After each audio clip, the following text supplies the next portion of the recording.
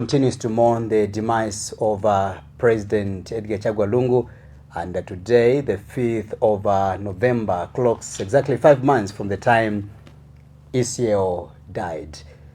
Now, ECL's remains has not yet been buried due to the ongoing misunderstanding, and of course, we've been told that there are some negotiations, that's according to the Zambian government, while the spokesperson in Makebi Zulu says, so far, nothing seems to be happening between the two parties.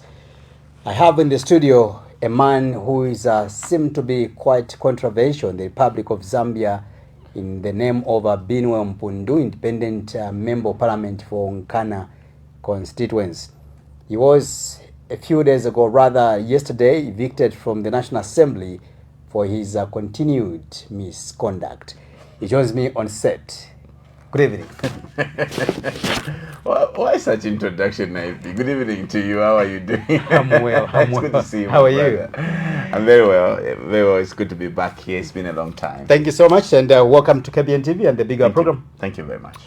All right, thank you so much. We'll look at the snapshot of the former head of state and, of course, the memories that he left in your minds and that of the continent of Africa. Let's watch these two snapshots.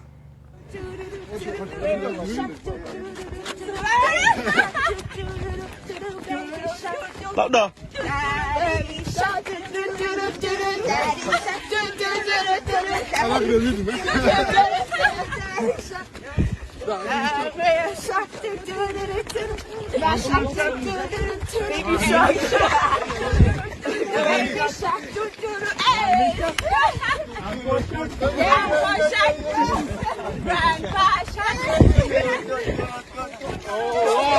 Behind you because you are a principled man. Now I want you to tell me why people should vote for you as president for another 5 years. Mr. President, can you tell the electorate what you are going to do for them? Firstly, you have to know that I'm a firm believer in credibility. I want my words to be my bond between the people of Zambia and myself. What I say is what I do. And what I do is what the people accepted would do for them. When we became government in 2011, we had a manifesto, we had a vision. We wanted to take Zambia to a certain place. And I think that's where we are on this journey. So the reason why Zambians should vote for me is because we are on the journey. And so far we have started accomplishing some of the programs we set for ourselves for them. We're implementing them. The manifesto here contains what we have done and what we are going to do. So I'll make sure that we implement what we promised the people of Zambia. We continue on the same trajectory. So if you want to know more, you can read our manifesto because it's cross-cutting and it wants to leave no one behind. So what I want to do for the people of Zambia is what is contained in the party vision. Thank you very much, Mr. President. Have you distributed the manifesto to everyone? Yeah. Thank you. But the common Zambian out there, has he or she got the manifesto? Now we are trying to get a bit of resources to get some people who are good in local languages to translate this into the major languages, so Zambians are able to see and read for themselves what we have done from where we started and where we are going. And I think this vision is common to all PF party members. What is important is continuity. Where Mr. Sata left, have continued. Where I will live in 2026, and others in the party will continue. But this is the covenant between the people of Zambia and ourselves. Thank you very much, Mr. President. Other than what you have said, what is it that you have done you can point at? Because I remember in the last campaigns, you've been singing about Sontapo.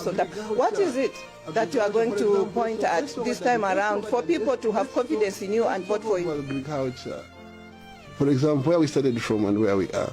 Statistics are there to speak for themselves. Last year we were 3 million, is it 400, 3,300,000? Oh, we are now at 3.6, a growth of 7% in terms of maize production. Soya beans, you name it, it's there. So, in law we say, recipes are loquita. Facts speak for themselves, things speak for themselves. So, Zambians are there to see, and we are here to remind those who can't see, and at the end of the day, we'll vote. And I'm sure Zambians appreciate what is being done for them. Change in their lives can be felt. So I have no doubt that they'll give us even a bigger mandate this time than what we got 50 plus. I like your confidence, Mr. President. Thank you very much for having spared your precious time to talk to me. I wish you all the best. God bless you. Thank you. This has been... Thank you so much. Welcome back to the bigger program right here on KBN TV. And may the souls of the former head of state continue resting in peace. Honorable Binwell Mpundu is my guest on the program. Ghana Member of Parliament, welcome and good evening to you. Good evening to you, IP. Good evening to those that may be joining us this evening. Your quick memories about the matter at hand, the mortal remains of Iseo. We are talking about 5 months from the time he died, and his body, or rather his mortal remains, has not yet been buried. Very sad situation, IP. You know that I shared quite in a very unique and special relationship with the late president, whereas many could not recognize potential in some of us. He gave us an opportunity at leadership. I was given an opportunity to serve the people of Kitwe as district commissioner at, I think, arguably a very tender age. Something that was not easy to do for a leader, because if you look at Kitwe, Kitwe is a very special community in the history of Zambia, in the politics of Zambia, in the governance of Zambia. And so to be entrusted with that huge responsibility meant so much in terms of the confidence that President Lungu had in our abilities. And I think this is a man that walked the talk in as far as grooming the next generation of leaders. And so I will eternally be grateful for that opportunity he gave me. And so it breaks my heart to see a man that served this country for so long be in a mortuary or in a morgue for 5 months. Why is he in that mortuary? Because of ego, people's ego. Because I don't understand why, and I've always said this from day one, I don't understand why people would want to insist they needed to, take charge of the burial procession of the late president. There is no law in this land that dictates that the president must be buried by the state. There's only been procedures. Now, you cannot be that a hypocrite people, or hypocritical people, that you want to insist on procedures when it comes to these other issues, but you fail to abide to procedures when it comes to other issues. I laugh at the UPND when they insist on procedures. Yeah. You insist that procedural, the president must be buried at Embassy Park. Is it Embassy Park, right? Yes. But yes. Procedural, you have refused for the president to live in Nkwazi. Okay? It doesn't make sense that in one hand you want to insist on procedure, on the other hand you don't want procedure to dictate where the president must live. You don't want procedure to dictate that the president must declare his assets. Now the two are different, but I'm just basically trying to bring for you to understand that, number one, there's no law that dictates that the president must be buried. If the family wishes otherwise, in which case the family was very willing, except as it were, the final say about what should happen to a dead person is dictated to by the family. But if really you have love and you would want this matter put to rest, the government should have at least given in to some of the demands that were made by the family. In any case, at some point the family and the government had arrived at some agreement. Only God knows why government decided to change. You also, we as members of parliament, going to the airport to wait for the remains to arrive, only to be told that the family will not bring the body because government has walked away from the agreement. So this blame is squarely on government because of the dishonesty. I know that the UPND government is a very dishonest government. It's a very deceptive government. From the word go, they were elected because of deception or through deception. They continue to deceive people. They continue to lie and act unhonorable all throughout, it's very sad that we have a man in the morgue, a man that we should have buried by now.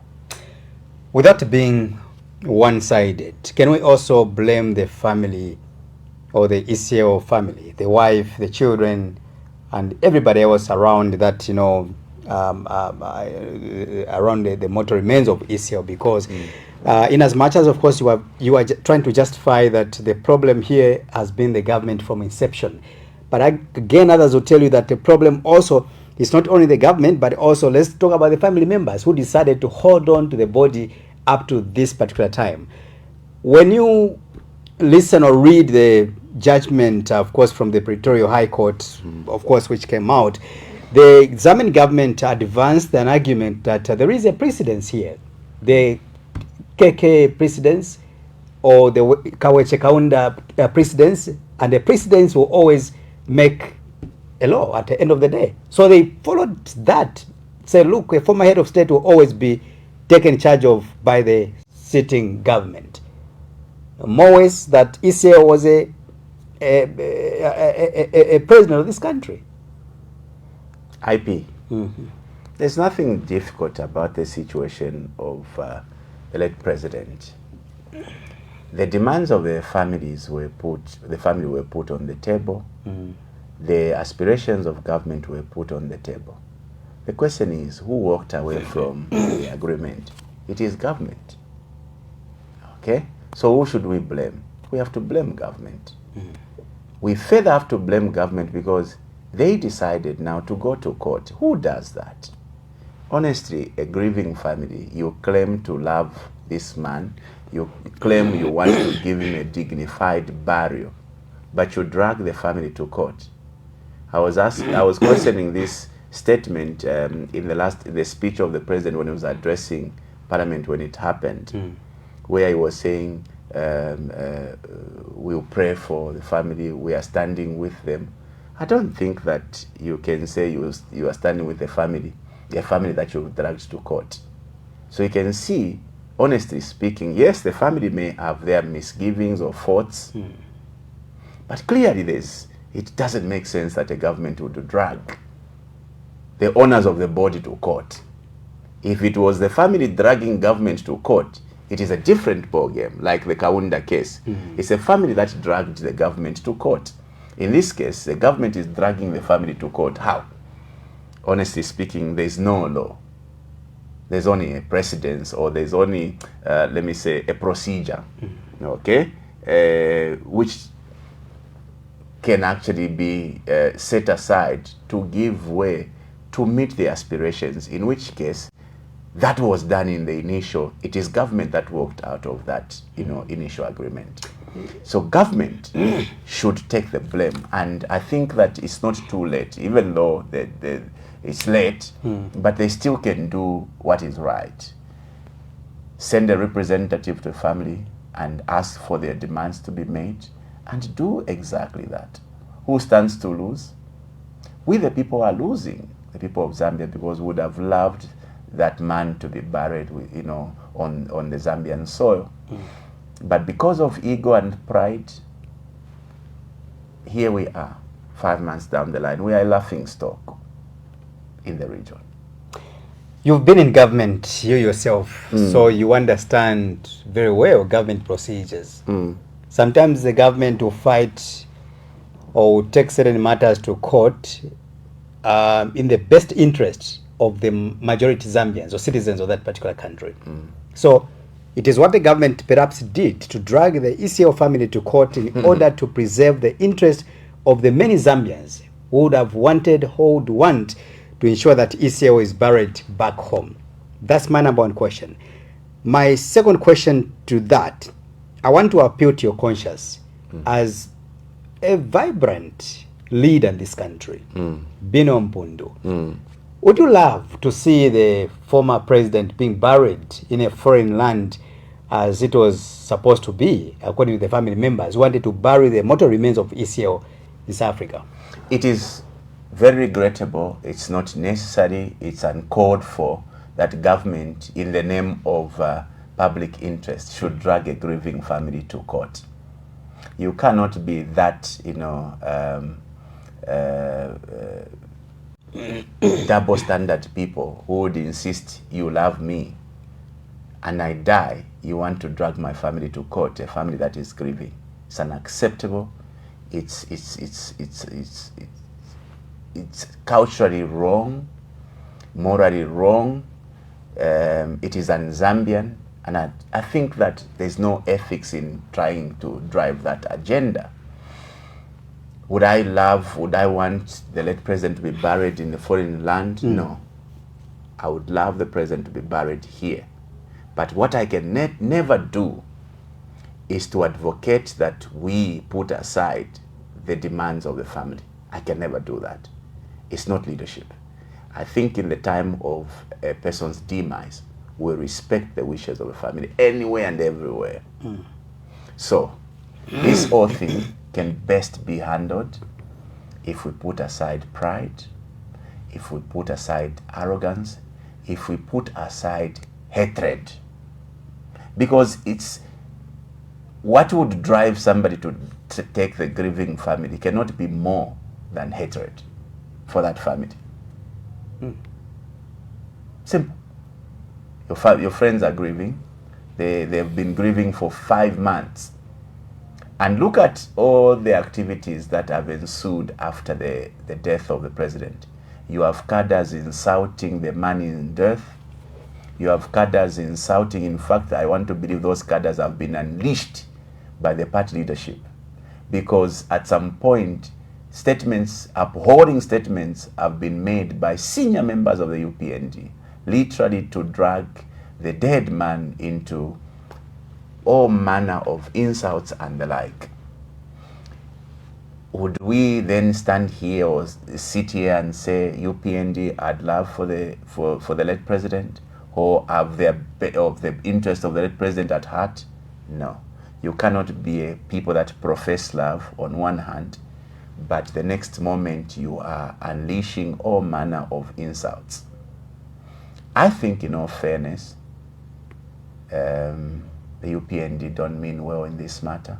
By the way, you know they've been prepared through Parliament to take away Tasila's seat, a lady that is grieving, the father who's not yet been buried. You institute a procedure to take away a parliamentary seat, yet you are even aware you are the ones who have delayed the burial. Hypocrisy of the highest order is what we are witnessing here. That's what you believe in? I do. It's unethical, it's inhuman, spiritually, morally not right for government to continue dragging this matter. I think that the family has shown that they were willing. If only government did the right thing, we would not be having this conversation today. All right, Honorable Binwell Mpundu, let us watch some of the videos together with the viewers out there. Then we look at other matters. Let's have these videos, Director. A point of order. Madam Speaker, it's not my intention that I engage you, but on the floor, in this house, the standards and procedures of this house. You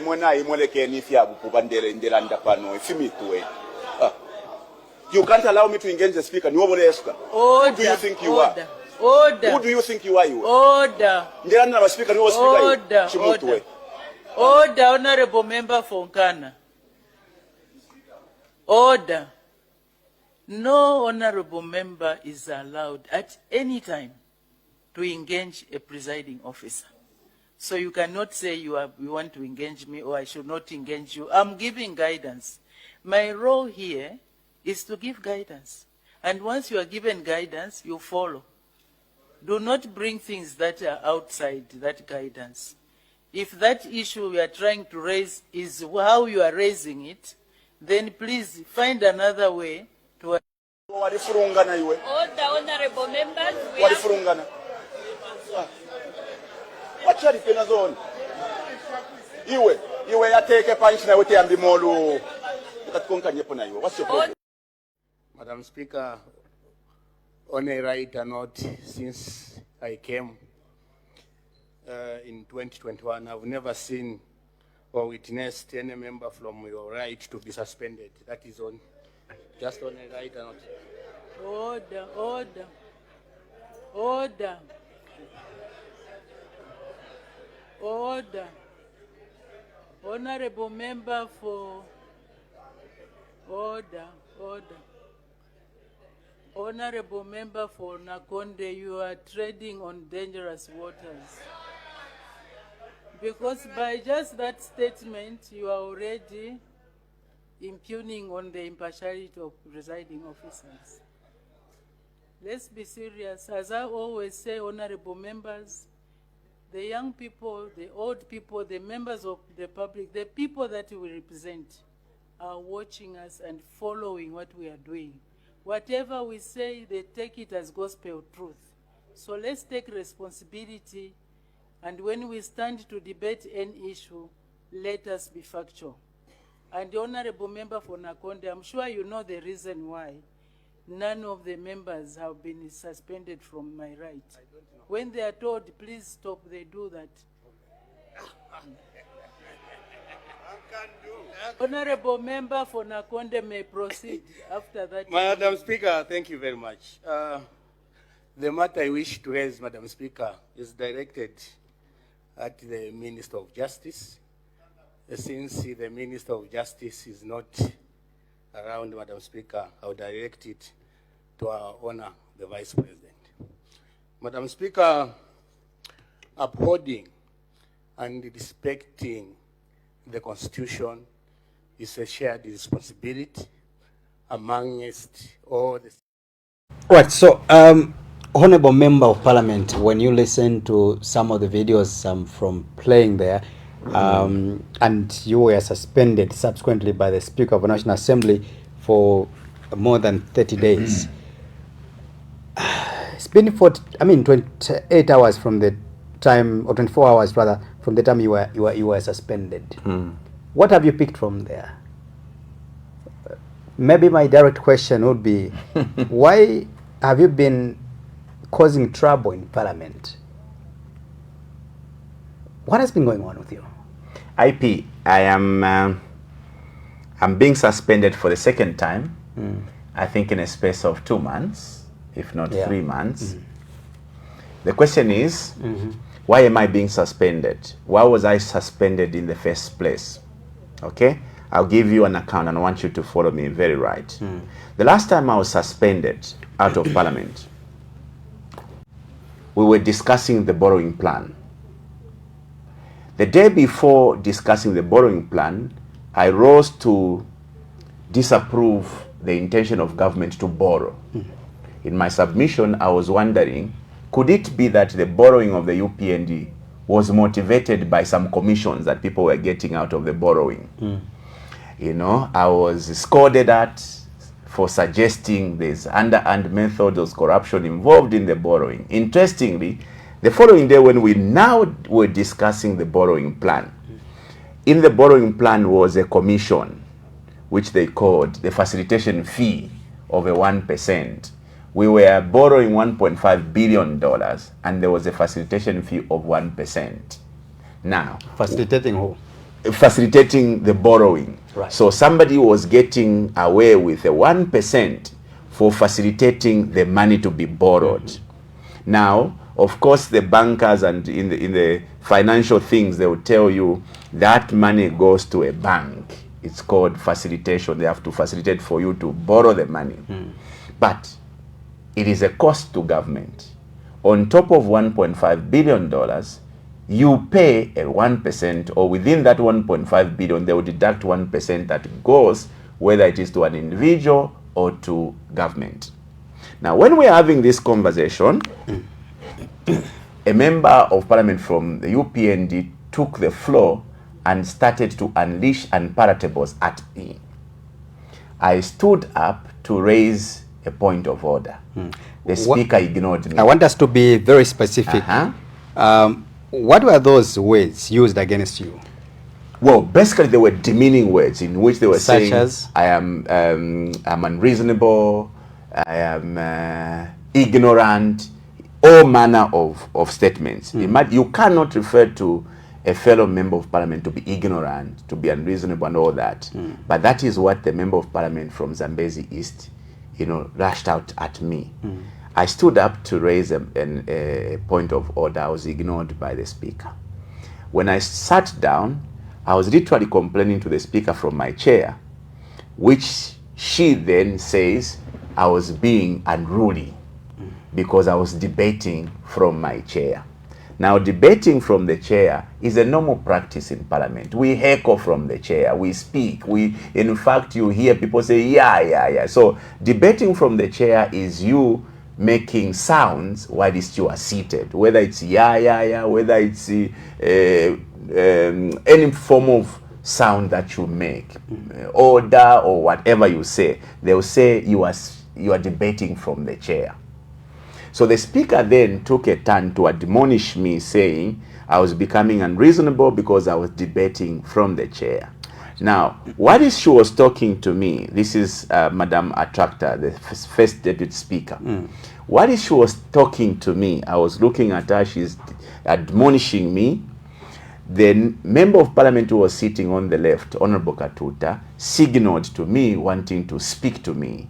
So when I tend to look at Honorable Katuta, the speaker gets offended that she's talking to me. I tend my head to look at Honorable Katuta. And for just that gesture of looking at Honorable Katuta, she says I'm being unrepentant, and so I must be sent out. And she sent me out for 7 days, which went into 7 days, or rather 14 days, because of she didn't count for the breaks and all that, the holidays and all that. Imagine being sent out or being suspended for simply looking away from the one who's talking to you. You are not looking away deliberately, but because somebody is signaling to speak to you. Now, what followed is that after that instance, I complained bitterly because I was treated very unfair or unfairly. It led to me suggesting that Parliament had become useless. Because how is Parliament useful to us if we are going to be scolded at like children, if we are going to be, if members on the opposite side will be allowed to bully us, to insult us, and they go scot-free at the hands of the speaker, and when we complain, we become the villains. So I made the statement suggesting that Parliament had become useless, which is a statement that has made the speaker suspend me for 30 days. The other incidents also happened around the same time in July, where when I was debating, as usual, the Mongo MP was being unruly, uttering all manner of statements, disruptive as always. And then I told him to sit down, using a Bemba statement which says, "Yateke punch." Now, you are not Bemba, but I am Bemba. It must be stated on national television now that Parliament, number one, does not prohibit the use of foreign language. That is a rule. Parliament, we have agreed that the mode of communication, the language of communication in Parliament is English. That's agreed. But Parliament does not prohibit the use of other languages, except there's a general rule. When you use any word that is not in English, you are expected to translate it. And so many times it has happened where somebody will use a Bemba adage or any Tonga adage, they are expected to explain it at the insistence of the speaker. The speaker will actually say, meaning you are expected to now translate or explain what that statement means. So in my language, Bemba, the statement "Yateke punch" simply is a colloquial, a Bemba colloquial, which means can you sit down or relax. Whatever you want to do, or whether you like me IP or whether you don't like me, Yateke punch will never be an insult. It is simply a Bemba colloquial, and I want to appeal to the citizens to adjust or acquaint themselves with some of these adages in the language, because I will not abandon my language because others are not comfortable. If you are not comfortable, if you want me, you need to ask me to explain what Yateke Panshi means. Did you explain? In which case, yeah. I was not asked to explain. The speaker actually said continue. All right? When I said Yateke Panshi, the speaker said continue, which to me suggested they didn't see any wrong with that. In any case, if it was an offensive statement, they would have asked me to withdraw. Whenever a member of parliament uses any word or statement that is deemed offensive or unparliamentary, they are always asked to withdraw that statement. It is the practice of parliament. Okay? Today, Binwell Mpundu is being suspended for 14 days for a statement that, number one, is not an insult, for a statement that can easily be withdrawn if it injures the etiquettes of parliament. Now, why am I being suspended? Very simple.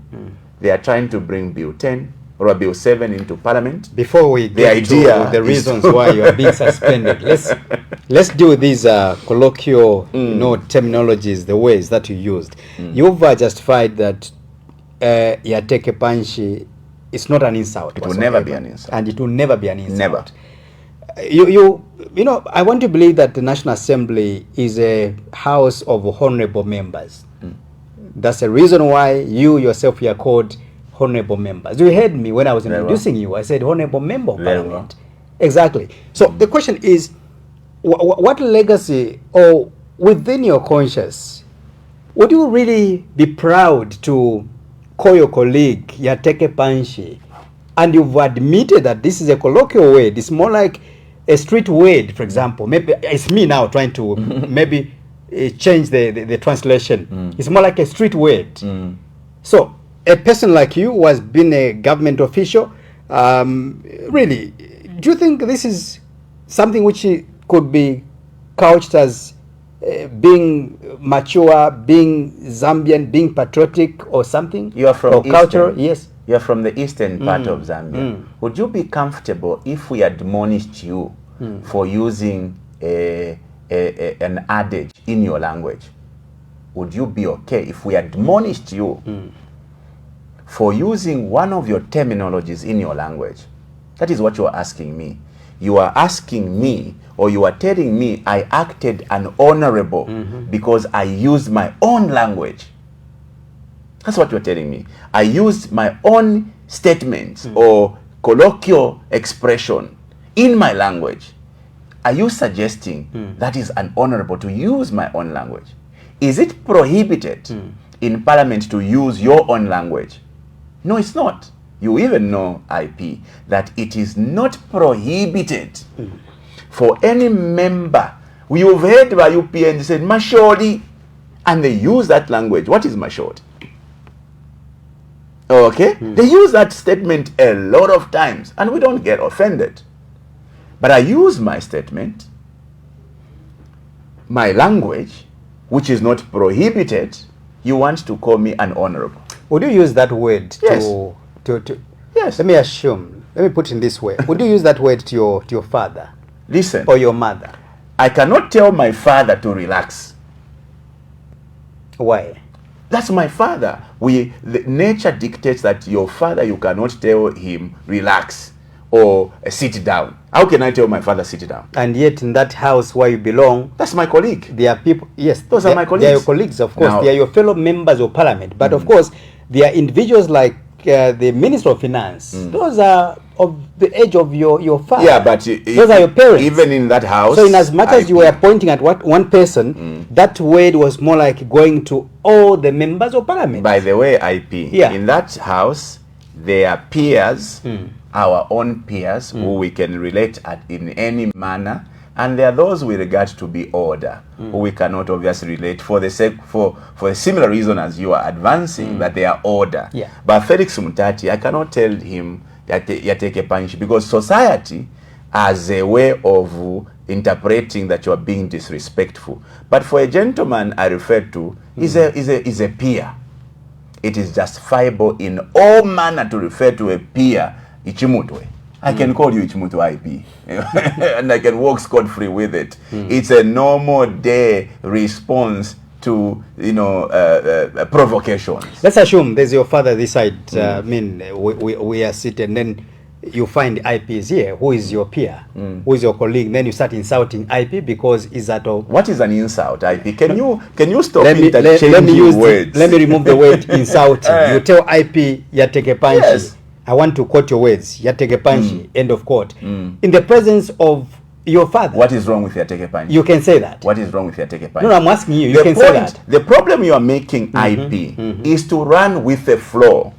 You have concluded Yateke panchi is an insult. I'm getting the facts that you've been suspended based on this. You've been found guilty. That is why. Hence, you've been suspended. That is why I am telling you, IP. Yeah. You are running with the rest who wants to conclude Yateke panchi is an insult. It will never be an insult until Jesus Christ comes back again. Now, the reason why you are even bringing Pariaba Fiashi, you know, and all that is because you have justified yourself, as many have. You have concluded Yateke panchi is an insult, and so you want us to conclude that you can't use that word in presence of the adults because in your mind, you have agreed with what the rest of the country or the rest of the people are saying, suggesting that Yateke panchi is an insult. It is comfortably a language we use. Our parents used to use this, Iwe kara Yateke panchi. It is not an insult. In fact, it used to be Teka matako panchi. When your parents or anybody tell you Teka matako panchi, they are telling you sit down or relax. Is it parliamentary? I don't understand why it cannot be parliamentary to tell somebody to relax. Or is it because I've used another language that you want to say it is unparliamentary? Because we must, let's be very realistic here. Okay, let's suppose I told that gentleman, relax or sit down. That sounds better. Okay? Yeah. But because I used my language, is it my language that you're uncomfortable with? Or it's the actual statement? Because I want to now think that you guys, like many others, are not just comfortable with my language. Is it prohibited to use my language? No. There's only a rule that when I use my language, I must translate it. And what do you do for me to translate it? You must ask me to translate it. I will tell you, IP. There's nothing sinister in that statement. There's nothing strange in that statement. You are simply a society that turns victims into villains. This gentleman has been on our necks. He has antagonized us. That is why, from me telling him to take a panchi, the next was Kapianga calling him Freemason. How is it that coincidentally one person finds himself in crossfire all the times? It's the Mongo MP all the times. Is he admonished? Never.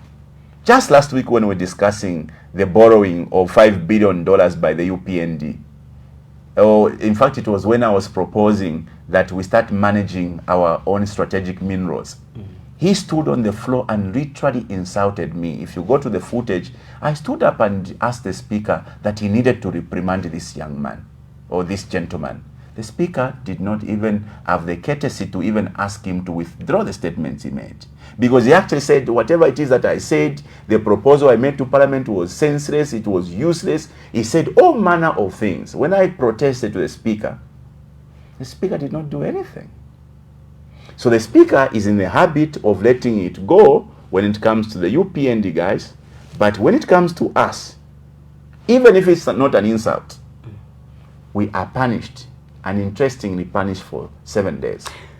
Today we did, of course, watch another video after the Member of Parliament for Nakonde, Honorable Lucas Mumba, of course, advanced a question as to why some members of Parliament from the ruling party have never been suspended, or none of them has been suspended. In a similar manner, you from the left, have been suspended. And a clear answer was given by the presiding officer, and she said, it's because they do comply. We tell them, with the standing orders, with the rules of the House. You tell them, stop speaking, they will comply. Sit down, they will do that.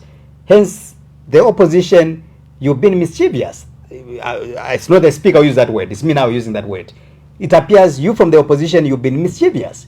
But the bottom line, the speaker seemed to be on firmer ground, or firm terror that the ruling party MPs, or those who are on the right-hand side, they have been complying with the standing orders. I'm not saying from hearsays. The interesting part today is that parliamentary proceedings are on TV. You do watch these things. You've seen before where members of parliament have risen up to physically manhandle another member of parliament. The case of JJ before, when he was still in parliament. Members of parliament from the UPND stood up to physically go and manhandle him. We wrote complaints. We've written complaints and complaints over all these, doings by the UPND. None has ever been reprimanded. So when the speaker says they comply to what? Now, I think that time has come for the Zambian people to begin to ask these hard questions. Are you telling us we are the only ones who are mischievous? Are you telling us we are the only ones who debate from the chairs? Are you telling us? Are you telling me, IP, with all manner and intent, it is justifiable for a member of parliament to be suspended for simply looking away from the speaker? Are you telling me, and justifiably so, 14 days for simply looking away from you? Are you telling me it is justifiable to suspend a member of parliament for 14 days for simply saying yateke punch, which in my language is nothing other than relax? Are you telling me, IP, it is okay to take things on off social media to bring them in parliament? By the way, the rules of parliament are that the speaker will not entertain anything from social media. They actually make it very clear that we can't discuss anything taken from social media. Haven't you heard that? Yeah. You've heard, right? Interestingly, today, a statement I made outside parliament, which was captured on social media, is taken to parliament, and I'm suspended for 30 days for it. Don't you see that to be strange? In one hand, you say we can't entertain anything that comes out of social media. On another hand, because you are Binwell Mpundu, you entertain something off social media and you suspend him for 30 days. You can't see any pattern that is irregular here? Or we all should fall in this category of citizens who celebrate being kicked whilst we are down? Because we're basically being kicked whilst we are down. We are being turned into villains when we are the victims. You surely can see that something is wrong here, IP. There's serious impartiality or partiality in the manner the speaker is handling the business of the House. There's so much unfairness. We have, to a lot of extent,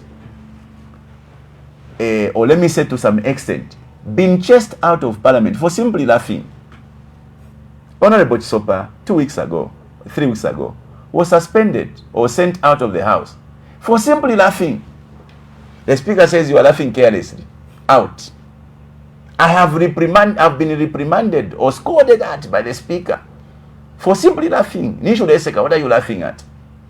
But speaker, I was almost saying was speaker in 1 day second, but you see, it's because we would otherwise attract more punishment.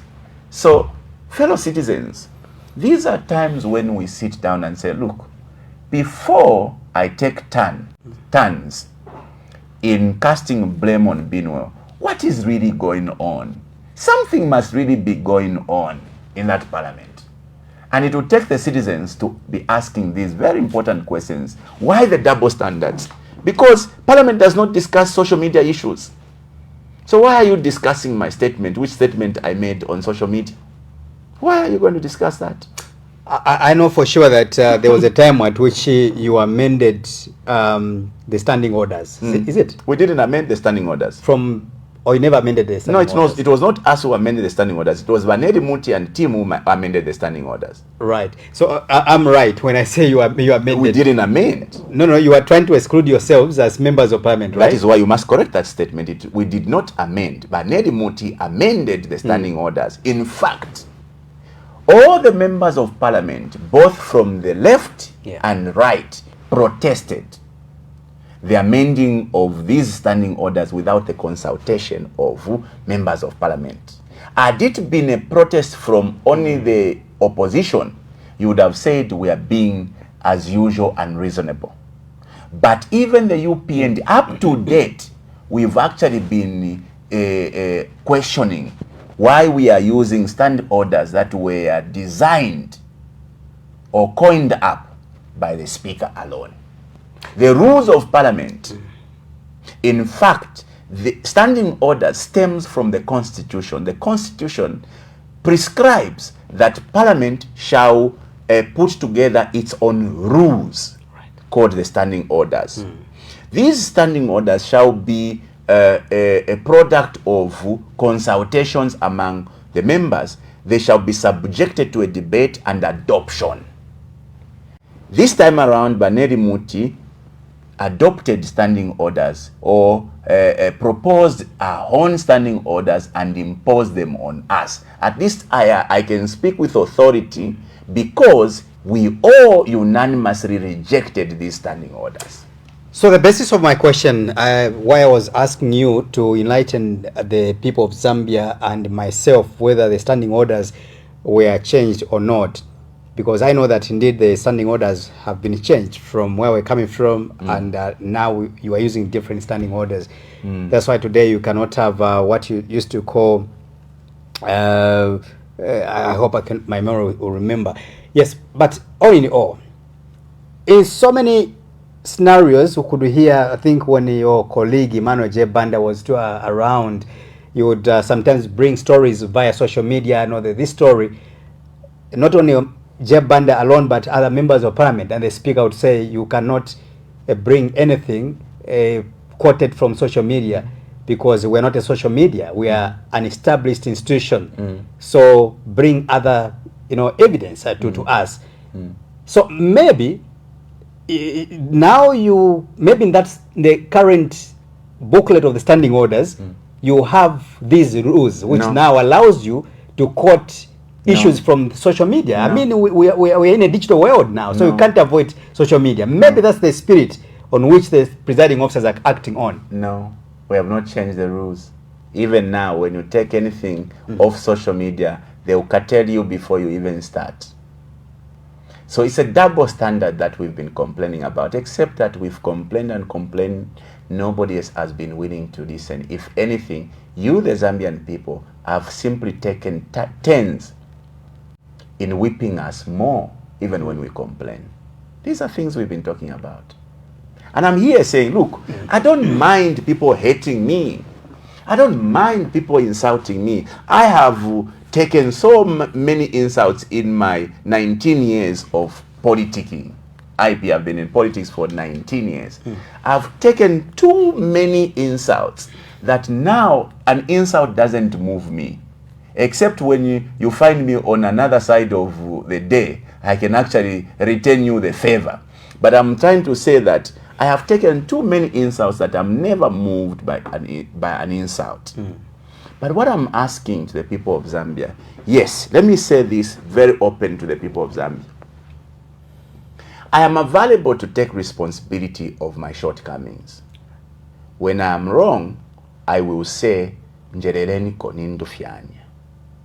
And there are so many times when I have not protested, when I am sent out of the house, be it for a day or otherwise, when I know apapena nindu fyanya. But when I'm going to be suspended from the house for simply looking the other way from the speaker, then honestly, really you should be able to say, if I'm going to be suspended for 14 days on a statement that can easily be interpreted or otherwise withdrawn, honestly speaking, deserved to be treated better. But that is society, which is why for us we have now adjusted. We live in a society that unfortunately celebrates people's miseries. We are being treated like idiots in parliament. You, the citizens, will celebrate. And in fact, you mock us and turns us into villains. That's what society is, unfortunately, in Zambia. And this is why I have been telling the Zambian people on many forums, look, if the people of Zambia think that we are overdoing it, me as Binwell Mpundu, I'm overdoing it, please tell me I stop. I have brought very progressive issues in parliament, very progressive issues. Issues that could help this country. As an example, last week, I was proposing that we start managing our own mineral resources. You should have heard the way I was being insulted by the UPN in parliament. Interestingly, 2-3 days later, the president is constituting a team of ministers to do exactly what I proposed in parliament, to start managing our minerals. Why was I being insulted? Because of politics. I have proposed in that parliament, let us help our artists, our talented young men and women, by setting up a film fund that will enable, artists or movie producers, movie actors, script writers to produce movies of international standard. It will give way to revamping our tourism sector and the like. It will earn revenue for government. Beautiful proposition. What do I get? A rejection from the UPND, even when not long ago the UPND enacted what is called the film policy, in which policy there is a provision that we must set up a film fund. All these are things that could have helped this country. So, if it is okay for the Zambian people that we are overdoing it, we can stop. After all, do you know how costly it is to do what I've been doing right now, to hold this government to account? Right now, there's a rope on my neck. I've got flimsy charges. I've been paraded before the courts for statements that even HH used to make. Even Westmore. Defend yourselves with equal measure. In fact, HH used to say, attack them even 10 times. HH used to say, when they come with pangas, other UPND, the PF, also pick pangas and defend yourselves. But I've been dragged before court for making similar statements, defend yourselves. If they are using guns, also acquire guns. Is owning a gun a crime? No.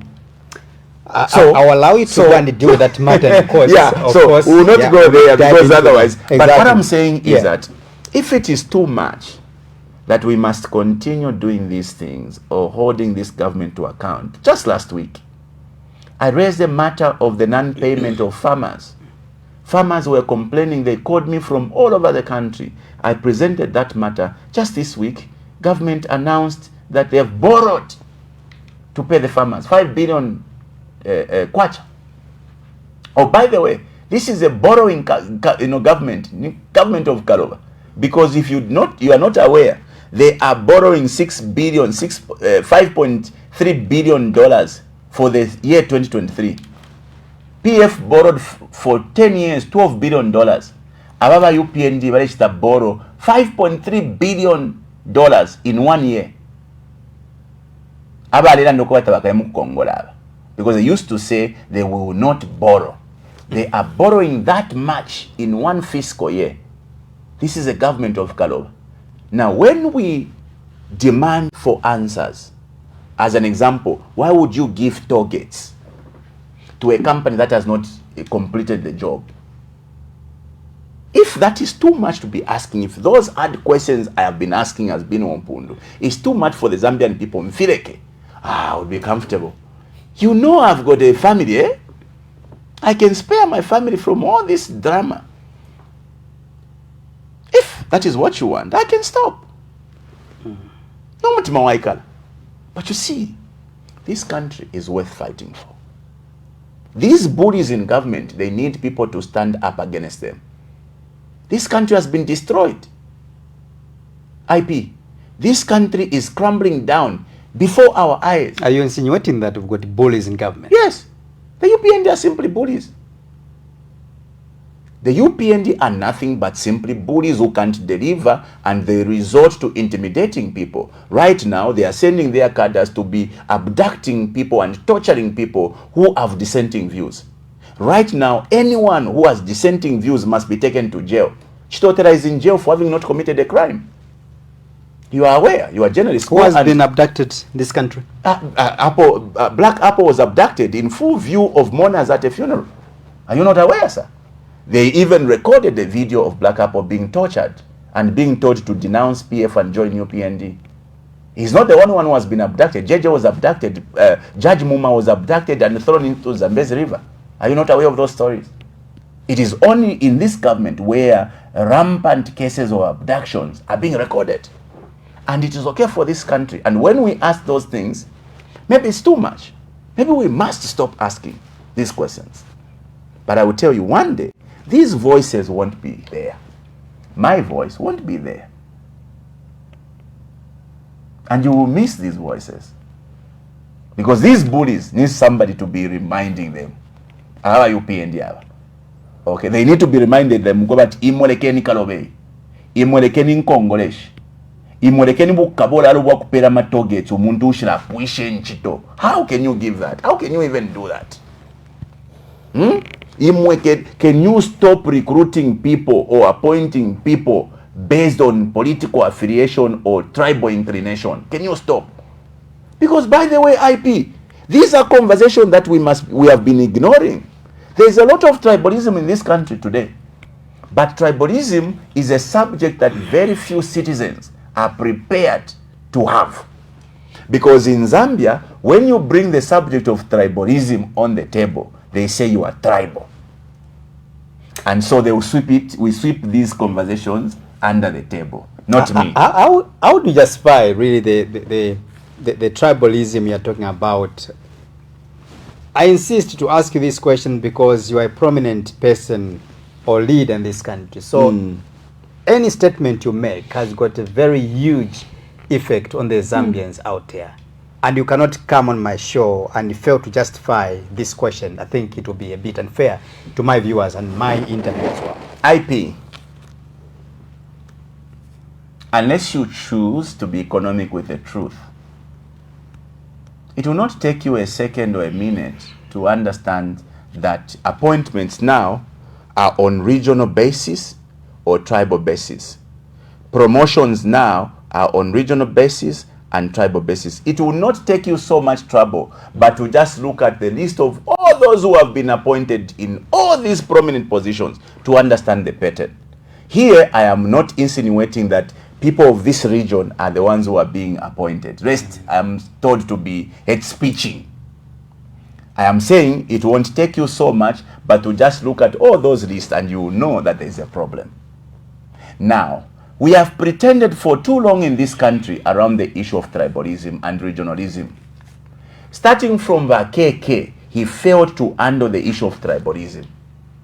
The MMD government failed to handle. The PF government failed to handle. The UPND government are failing and have failed to handle the tribalism. The reason is very simple. We have failed to have a truth and reconciliation around this matter. This is what leadership requires. Leadership requires that if there's a problem, let us have an honest conversation around it. You like it or not, there is a lot of regionalism and tribalism happening right now. Unless you choose to pretend. Am I insinuating that there is a particular region being favored? No, I am not. So anyone who would want to say hate speech, Mwailasha, I am not naming any region, but I am saying there is regionalism and tribalism going on right now, and it will not take you the trouble or so much trouble. Just ask around. They will tell you, or look around, or the manner of appointments. You will see the pattern. Let's talk about your prominence in the political landscape ahead of the elections next year as Binwell Mpundu. You've branded yourself, as one of the prominent leaders going to next year. You are leading a movement, Good Governance, of course, which is well known as the Chava movement. What is it all about, and what are you trying to couch? Ichabache is simply about a national renewal. Insanity, they say, is trying the same thing over and over again, and yet you expect different results. We are an insane country because we keep pushing the same buttons. We have failed systems that we keep flogging every year in, every year out. These governance systems have failed and they are susceptible to manipulation. That's why today you can have the Electoral Commission of Zambia who can manipulate electoral rules with impunity.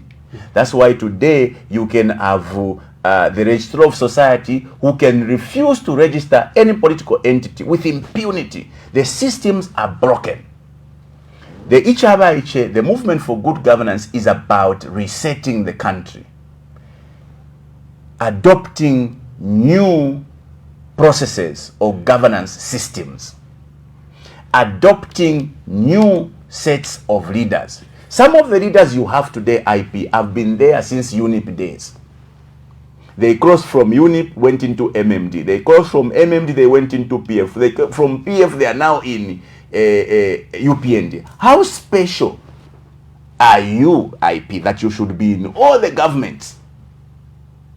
We have tried the same politicians over and over again, and you are asking, what is wrong with Zambia? What is wrong with Zambia is that you are using the same systems that have failed you, and yet you expect different results. You are using the same players who have failed to play the game. Interestingly, President HH used to say he's going to appoint a Champions League team. This team, this cannot even play in a provincial league. This is the worst team we have today, which cannot even deliver. They are inept, they are incompetent. So, what we are saying under the Ichabache is that time has come to prop up a new set of leaders. We want UIP who are alive to the opportunities and the challenges of today. There's a huge difference between an old leader and a new mind. I can give an example. Yep. President HH was telling the young people, you are wasting your lives on social media. And what did he do? He decided to go and enact cyber laws. Very archaic, repressive cyber laws to ensure that young people are closed off from social media. Me, as a new version of leadership, I went to Parliament and told my colleagues, let us incentivize social media. Let us monetize social media, because social media now is life. Through social media monetization, young people can survive even without jobs. That's the difference. So what Zambia needs is fresh minds. So the movement for good governance is that political grouping that is envisioning to prop up new minds, new people, a fresh perspective to governance. We believe that time has come for us to have a national renewal or the resetting of the governance, system altogether. Is the Ichabache movement for good governance registered already? So, Ichabache as it stands, by the way, Ichabache is a political movement called the Movement for Good Governance, MGG. Now, because our aspirations is to ensure that we prop up young people into governance, young people who have been marginalized, young people who have been used as pawns in the tools of politics, young people who have been sent to go and fight others. Our idea is let's bring up all these young people so that they can then sit on the table of decision making. Now, because we are targeting these young people, we coined up a slogan which we are referring to as Ichabache. Now, we call it Ichabache if you are familiar with the Bemba language, but you can call it Sabanana if you are familiar with the Lozi language or the language from the West. You can call it like these, Dao people from the East. You can call it Chabafana. Where do you come from, IP? Proceed. Oh, yeah. You can call it Chabafana. You can call it Sabanana if you come from the South. Or you can call it Kiabanike if you come from, the Northwestern province. The idea is we are making this movement relatable to anybody, including those who cannot pronounce the movement for good governance. Now, our idea is that we want in the next election to sponsor young people at all levels of participation in the next election. We will sponsor young people at ward level, councillor level. We will sponsor young people at parliamentary, mayoral, and we will sponsor a young presidential candidate. Now, for now, we exist as a social movement. Right. And what the decision we are going to make is whether these, our aspirants, are going to be sponsored to run as independents, or they will run using a political outfit. Right. That decision, we are making it, and we are going to announce by January. But I must announce to the public that we are ready for both. Whether we decide that we go with a political party, we are ready for that. And whether we go as independents, we are ready for that. And it could be any other political party.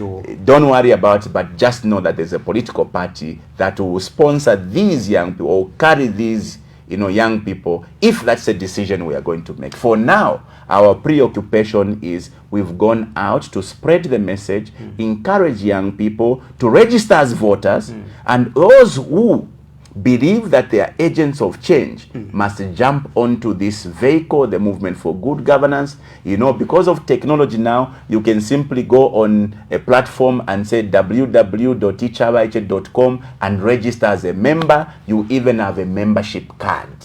Right. Today, we can communicate all over the country because we now have got establishment of Ichabaiche all around the country. But we still have a lot of work to do, which is why I am inviting progressive Zambians. This is a must-do for Zambia if you want to liberate yourselves. Because, trust me, IP, we've gone back to the days of enslavement. These UPND have enslaved us. Today, you can't even speak. They'll catch you offside under cyber laws. So, the desire of this movement is that time has come for us, number one, to own this country. The citizens must be allowed to own this country. The citizens of Zambia must be allowed to own the land. The citizens of Zambia must be allowed to own our resources. But have you attempted to register or make this movement legal using the very particular There is name? no need to register this movement. This movement was designed to operate as a social grouping. Right. But do we have a political outfit? It is there. Right. Sir. Which one is that? No, that is a decision we are going to announce later. Right. You talked about social media and how you strongly feel that social media could create employment to many of the youths who are, of course, active on social media. The government, of course, has also thought in those lines that instead of just allowing these social media content creators on social media, we can also maybe try to organize them so that it can be operating in a very organized manner. Hence, they must be able to affiliate themselves with some legal, entities. What is your take on this? Government is very deceptive. You cannot go and milk a dead cow. Or you cannot expect to continue milking a cow that you have not been feeding. The ideal situation would have been, let us monetize social media. We create, by the way, let me take this opportunity to clarify what social media monetization means. The media companies, or the companies that manages these social media platforms, Meta, that manages Facebook and others, are responsible for giving you the right to monetize social media. But it is the government that engages these social platforms to have that incentive called the social media monetization. When I went to Parliament and proposed this motion that we monetize social media, and this motion was agreed by all the MPs in Parliament, the next step is that the government must now take the necessary step of engagement to have this incentive available in Zambia. Now, when you monetize social media, you have that instrument or incentive called social media monetization. Then your people will start earning money. Of all the contents they create on social media, they'll be getting paid. That is when government should now say, can you formalize yourself with Zambia Institute of Management, and can you now start paying tax? You cannot work in reverse. You can't start charging tax on people that you have not facilitated for to be earning money. That's absurd. That's how deceptive this government or disorganized this government is. In fact, I call them the Chimbwino plans. You can't work in reverse. You must start a process. Binwell has brought a motion. It has been agreed. Now, can you take the next step so that Zambia is incentivized, is monetized? Zimbabwe is monetized. South Africa is monetized. Tanzania is monetized. What is wrong with Zambia being monetized? It is because you have a government that feels social media is evil. You have a government that does not want young people to enjoy social media because they think young people are becoming powerful. Oh, by the way, young people are able to earn wealth or create wealth through social media.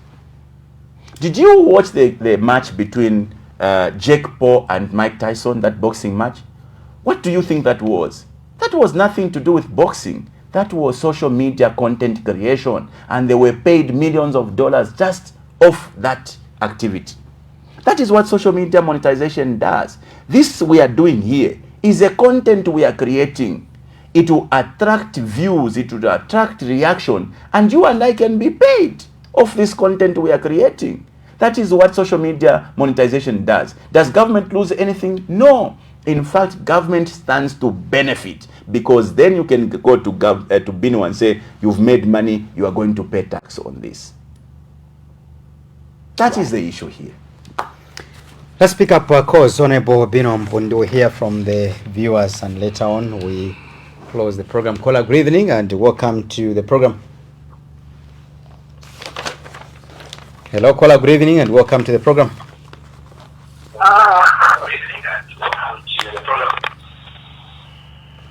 You are currently on hold.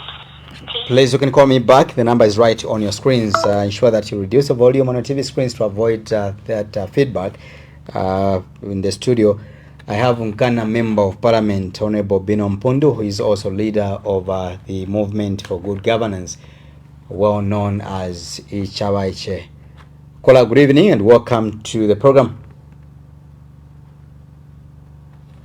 Hello, caller, good evening. Caller, are you there? All right, can you call me back? The number is right on your screens. I have Honorable Binwell Mpundu, Member of Parliament for Nkana constituency. Caller, good evening and welcome to the bigger program. Right, I don't know what's going on there, but keep on trying. Keep on trying. Caller, good evening. Hello. Good evening and welcome to the bigger program.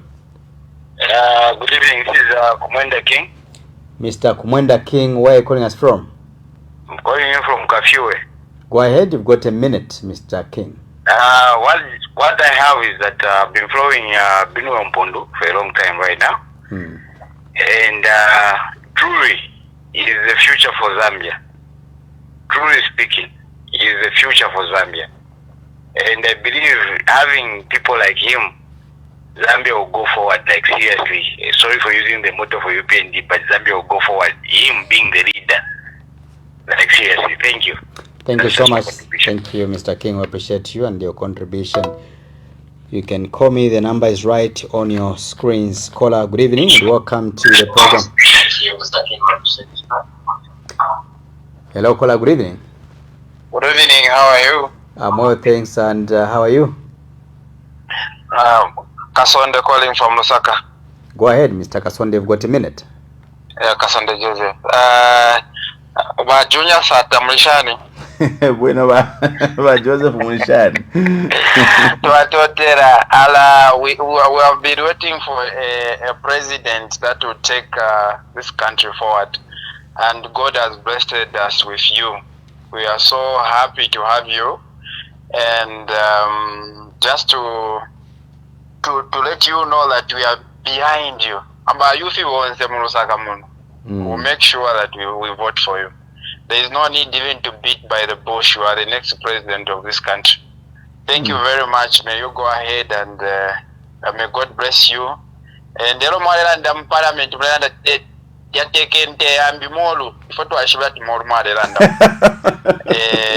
yeah. Have a blessed night. Thank you. Thank you so much. Appreciate you. Thank you. All right, you can call me. The number is right on your screens. I have leader of Vaicha movement, who is also Ghana member of parliament, Honorable Binwell Mpundu. Caller, good evening and welcome to the program. Hello, caller, good evening and welcome to the program. Good evening and welcome to the program. Good evening and welcome to the program. All right, please ensure that you reduce the volume on the TV screens to avoid feedback once you call me. Caller, good evening and welcome to the program. All right, you can call me back. The number is right on your screens. This is the bigger program with Honorable Binwell Mpundu. Caller, good evening and welcome to the program. Good evening, Bawombashani Mukwayi. Hey, Mkwayi, ni mwe wanani? Inevo Joseph kuno kukitwe kukwacha. Go ahead, Joseph. You've got 1 minute. Our incoming president. Good evening, sir. Good evening, Joseph. Thank you so much. How are you, my brother? I'm very blessed. I'm so happy to have heard what you've been saying. Thank you. You are a very sober character. We love you here in Kitwe. Thank you. And our prayer is that God will keep you out of prison, because the way you are speaking, you are a threat to not only these guys who are trying to gag every mouth that is speaking for the people who are voiceless like us. We know that they've got evil plans, but we are praying for you, sir, that God will preserve you. Thank you. And a lot of youths, we are looking up to you, your courage. And because they want to praise everything. But we love you. I want to encourage you to be strong, and we are praying for your family. God bless you, sir. Thank you. Bless you. Thank you. Thank you so much. Appreciate you. I'll pick up 4 more calls and then allow my guest to give a response. Caller, good evening and welcome to the program. Okay, so good evening. Good evening to you. Tell us your name and where you're calling us from. Moses, I'm calling you from within Hey, I'm Kwaiba Moses Mulibwanji. I think Jaminga Kustenko encourages out. I think you should do at least my condolences my youth. But if you are poor food carry, you must show us to say, I think you are worthy to be a leader. So what am I saying? You must have a conduct which is both for the young people and also for the old people. I think it's important, because what you should know is that the young people alone cannot make you to win. So even the UPND, they were losing for 23 years. The moment that they reached out to the other parts of the country, that's how they came to win. So in conclusion, I know, for me, I've been following Parliament for a long time, and I think that somehow the speaker shouldn't just, cane you, but even those that are provoking you. You cannot have a situation whereby you are debating as the opposition member of Parliament. Then there are some people also from the ruling who are making fun of you. You are a human being. You can react. We had the Matirini, we had the Manamwamba, and we saw how they were conducting the business of this. So we are appealing to the Madam Speaker. Don't just blame Mpundu, but I think even in that audio, I think you were reacting to something. It is very clear. Because like someone provoked you. So when you are talking, you can be a very good member of Parliament or president, but maybe on the language, so it's important that Kikadi wantakambira shevakuru yateke pashi, but munga ili that one. So in conclusion, I'm encouraged kuti mwasenzerako sabe paka language so that don't say ziku supportani. Otherwise, we speak now. Yolanda na one side, speak on where nayo ijagai abali muja, not just for UPND but for the whole country. God bless you, you are listening. Zikoma Moses. Thank you so much. Thank you. Appreciate you. I think we end there. Honorable Binwell Mpundu, you can just give a reaction to the cause that IP, I'm very grateful for the sentiments from Kings of Kafue. He says, I'm the future. I'm not just the future alone. King, me, and many young people needs to work together. I belong to both worlds. I belong to the old and the young, because I'm in between, 43.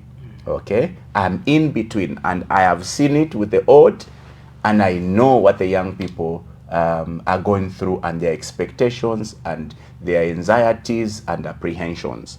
So I think that I do have what it means to represent the entire country. In the entire country, I mean Abakalamba, Nabaiche, because I have walked this journey. Oh, by the way, IP, you know how much experience I have gained over the years.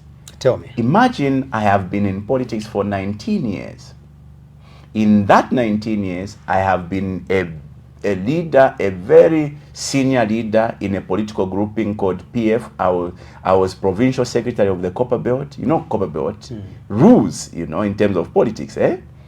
I was district commissioner, not of a small city. I was a governor of the great city of Kitwe. Okay, it is not easy when you are DC for Kitwe. You can run anywhere, you can manage any district, let alone any province. Why not a country? Today, IP, I am in that parliament. I come to the table with immense experience, and oftentimes the things I speak about are realities. Just last week, you know, there was a video I was playing, or I was posting, a video or a conversation or a debate I had 3 years ago, where I predicted that there's going to be a crisis one day where we get our fuel from. And it came to pass that we had trouble in Tanzania, and it affected the flow of our fuel tankers. And you know what has been happening now? We have a crisis of fuel in terms of availability today. These are things that I have seen, or I'm able to tell because of the experience I've had.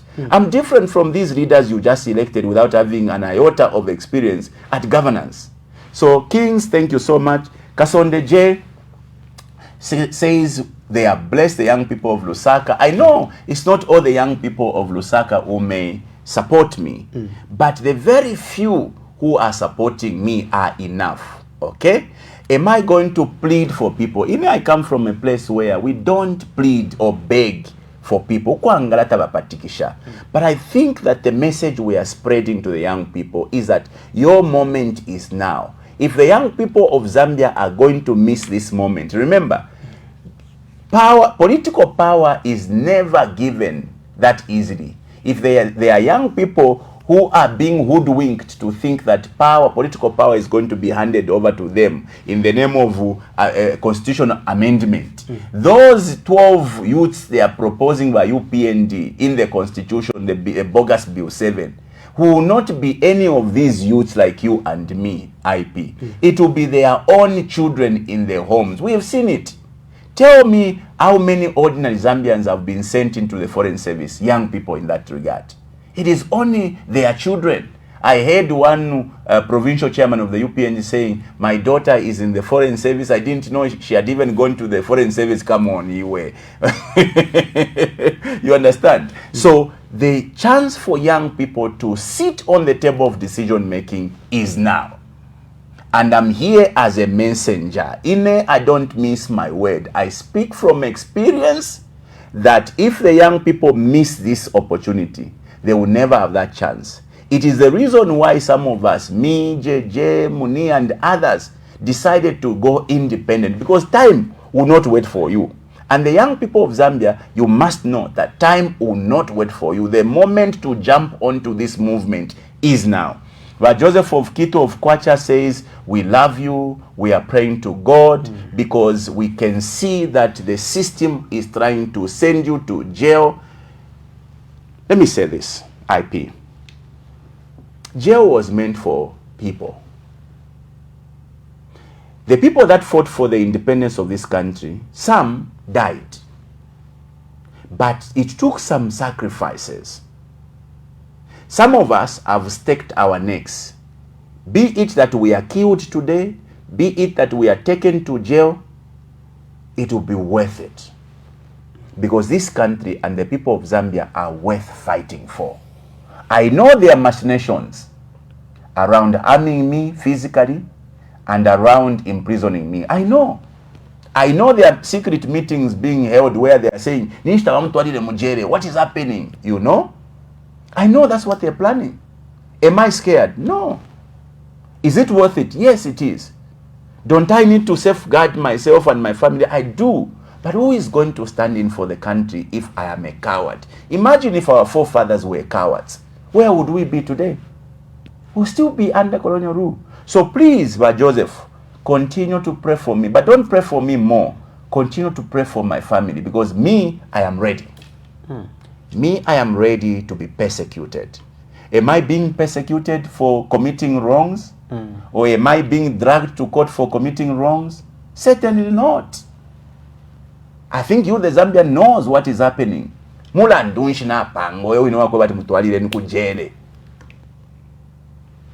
that bother me? No. If the Son of Man would be killed, who am I? So be it. Ba Moses abakalamba, balando kutila, ba Binwell, ilimulera ndanaba iche, na ifobe nemule tubikamo. And more so, he says, the speaker must be at least a fair. But also, he says, na imobe nema Binwell ka language mule chita moderate. But Moses, I want to promise you, because you have said we need to moderate our language, I will avoid certain statements that would be labeled insulting. I want to promise on this public national broadcast or public platform that if statements that are said in my language and I believe they are not insulting would be labeled insulting by other people, I promise you I will desist from using such statements.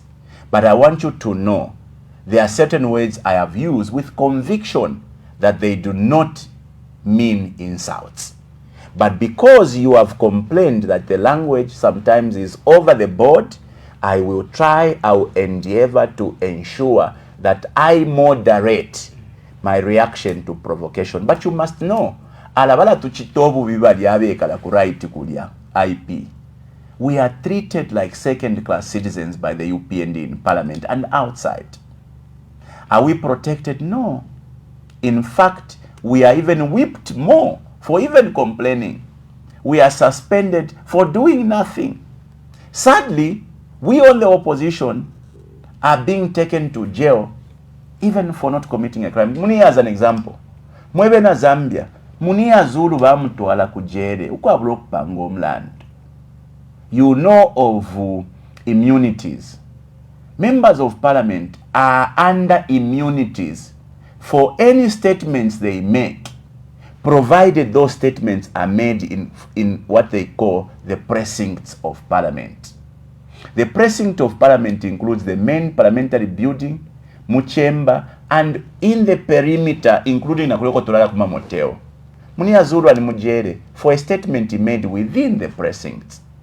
We took the magistrate to Parliament so that he can go and see where Munia made a statement. But he went ahead and handed the sentence to Munia Zulu. Bowman today has been jailed for going to the market to buy things for the family. The UPND today are in full-fledged campaign mode.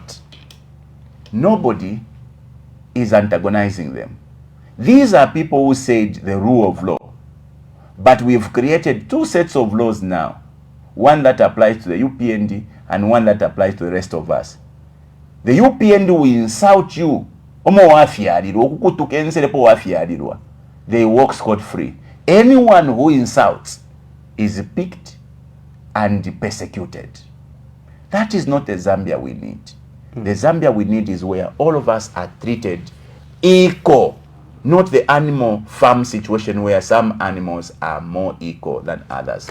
At least you've assured the Zambian people and Mr. Moses, who expressed concern over your language in Parliament, and at least you've made that assurance that you are going to moderate yourself. in the language. And I'll ask you this question. Do you now regret having, issued or uttered such kind of words? No, sir. No, sir. I don't regret ever saying I take a punch. I will never regret it. I don't regret calling somebody Chimutwe, and I will never regret it. But is there room for us to adjust? And that's the commitment I've made. We can adjust, and I can only adjust because it is not sitting well with some people like Abafiashweswa Moses. That is not the only way. Otherwise, these statements are made with conviction. Okay? Because by IP, you also joke about this. These are normal day-to-day conversations. Do you plan to contest as president next year? Yes, I do. Right. Dear citizens of Zambia, I have come 19 years learning leadership. I have amassed so much experience, even though I'm still learning the trade. I think that as you consider the people to manage the affairs of this country, I think Zambia needs a resetting. Zambia needs a mindset that is alive to the times we are in, a technology era where technology rules. If I demonstrated my passion for the country, I think I have. I have been exemplary in my quest for a better Zambia. I have pushed for proposals that would have otherwise helped this country rise from its challenges. A number of motions that I've pushed to Parliament were all meant to help better the lives of Zambians. I bleed to see the Zambians being overburdened by tax, because this country only knows taxing people. They have nowhere else to get revenues to finance their activities. That is why they keep borrowing every single day. I have made proposals that we start managing our mineral resources, the strategic minerals. It's because I would want this country to rise above its economic challenges. Is there room for improvement in our leadership? Yes, there is. And for me, I stand ready to learn from the adults or the old people, to learn from the younger people. After all, Emmanuel Afumamwifwe, Saya Namuchulu, are we ready to collaborate with others as a movement? Yes, we are. There's been a constant call from the general public that the opposition must unite. We as a movement, we are ready to collaborate with all those whose agenda means well for the country. All those whose agenda has got recognition of the marginalized Zambians, the youth, the women, and the disabled. So we stand ready to collaborate with all those. Should it just be Binwell Mpundu? No. It should be about the people, the person, the Zambian people who believe is capable of taking us, forward. Should that time come, we are prepared to rally behind that person and support that person. Right. Will you support the ongoing constitutional amendment process? Never. I swore to uphold the Constitution and defend, protect the Constitution. That bogus Bill 7 is unconstitutional. And the president risks being in trouble one day for embarking on a very unconstitutional undertaking. Bill 7 is still on the floor of the House.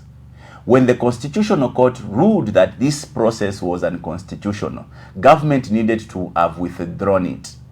Well, they have come under deception that they are starting this process afresh to consult people. What is happening in all those provincial assemblies is nothing to do with consultation. It's basically dressing up Bill 7, because the terms of reference that has been given to the technical committee is nothing other than to go and legitimize what is already contained in Bill 7. In any case, why are we still talking about Bill 7 if Bill 7 has already been declared unconstitutional? What I thought would have been is, let us come up with a different bill and call it a different name. But we're still discussing a Bill 7 which we are told has been withdrawn or deferred. And why would you defer a bill if you believe you did not do the right thing? Why not withdraw it and start afresh? That is why I cannot support anything that is unconstitutional. That thing called Bill 7 has been rejected by the cross-section of society. All major stakeholders are saying no. The Law Association of Zambia, major church bodies, some